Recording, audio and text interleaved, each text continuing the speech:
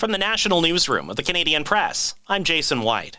Prime Minister Justin Trudeau's plane has landed in West Palm Beach, Florida this evening, not far from where incoming U.S. President Donald Trump's transition team is based at his Mar-a-Lago estate. But the Prime Minister's office refuses to comment on whether the two are meeting. This comes days after Trump threatened to impose a 25% tariff on all imports from Canada. Now, the Prime Minister says changing who will qualify for a $250 working Canadian rebate is not an option.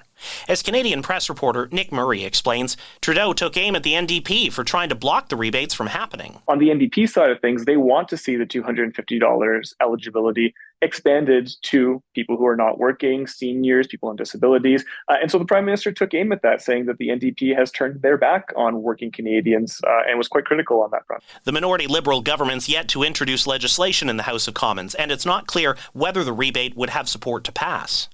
Police in British Columbia say truck traffic has been restored to a major Metro Vancouver container port terminal after an hours-long protest. Pro-Palestinian demonstrators disrupted access to Canada's largest container terminal in Delta. A Quebec woman is calling on Canada Post to re-evaluate how it handles cremated human remains.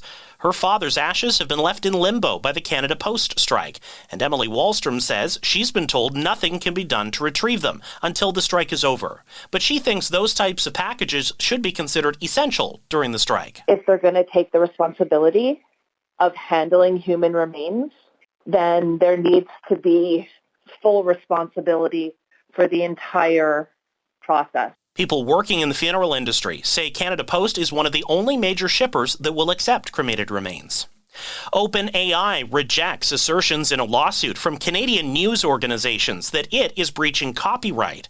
OpenAI says its models are trained on publicly available data and are grounded in fair use and related international copyright principles.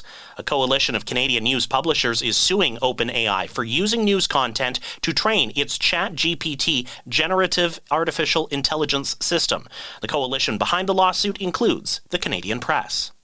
A Newfoundland drag queen is turning heads for calling out the only queer venue in St. John's on national television for paying drag performers $37.50 per show.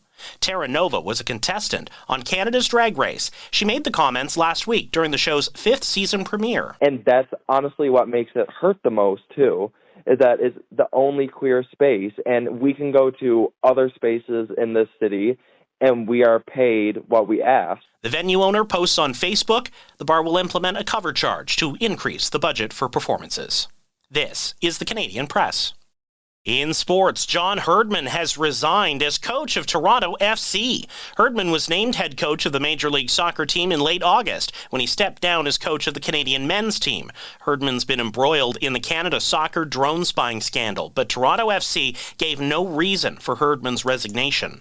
In the NHL, the Vancouver Canucks are visiting the Buffalo Sabres for a matinee. The Calgary Flames are in Columbus.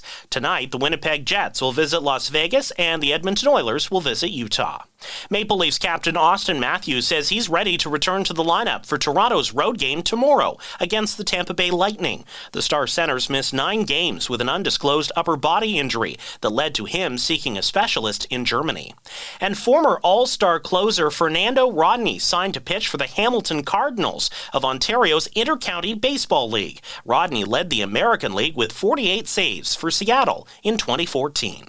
From the Canadian Press, I'm Jason White. Thanks for listening. Don't forget to follow and subscribe. For more of today's top stories, visit thecanadianpressnews.ca.